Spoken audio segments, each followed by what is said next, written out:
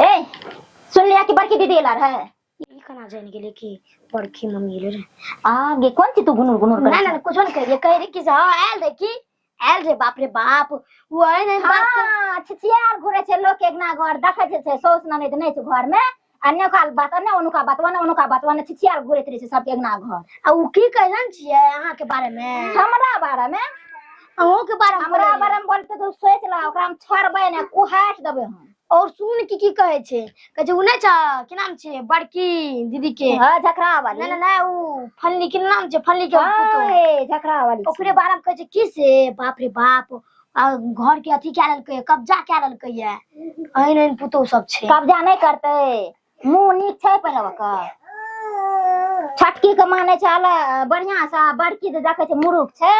बाप रे तकरा वही न गजन करे छे हां मां जी की सच्चाई बात ओकरा बात पतु नहीं रहिया छिछियार घुरे छनी सौस के लोग के ना घर देखत रहे छे जे नहीं रहे छे ना घर में सौस त ओकरा निंगा जाके ओकरा में बात करलक ओकरा निंगा जाके बात करलक अपना छिप रहल हां बारे में की न कहलकै हमरा बारे में हां हमरा बारे में से की कह रहा अब बताबियो लोग के अगना घर जाय छे लोग के नीक संस्कार दे छे कि कन्या है अना नहीं करी कन्या नहीं होना करा उ उड़ झरकली बिल बिल करने घुरे छे ओकरा उ बात कहलक सुनु ना ये त नहीं कहलकै और सुनु की कहलकै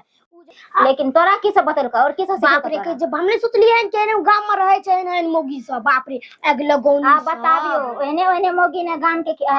उड़ावे छे अखनी अकरा निंगा बोलक की कहे छे एहन नहीं जाने रही ए गाम के लोग एहन छे ई जे लोग के सिखैना पढ़ैना घुरे छे बेटी पुतो के त ई भेले न संस्कारे हीन न भेले ओकर हां आइन आइन कहते बुढ़िया के बाप रे कहन छे के अपन कन्या के ते पुतो के अथी करे छे अच्छा छोरा ओतना बच्चा हमरा बारे में की बोले रहा तोरा बारे में जाने की कहे छे कि तोहर जे सास छ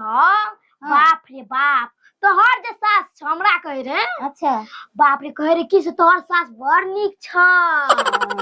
ये बड़ तोरार के नीक से राखतो कुछो बोलती तो ओकरा हम हियर से राख कहे तोहर सास बड़ नीक छ बड़ नीक से राखतो रखबे न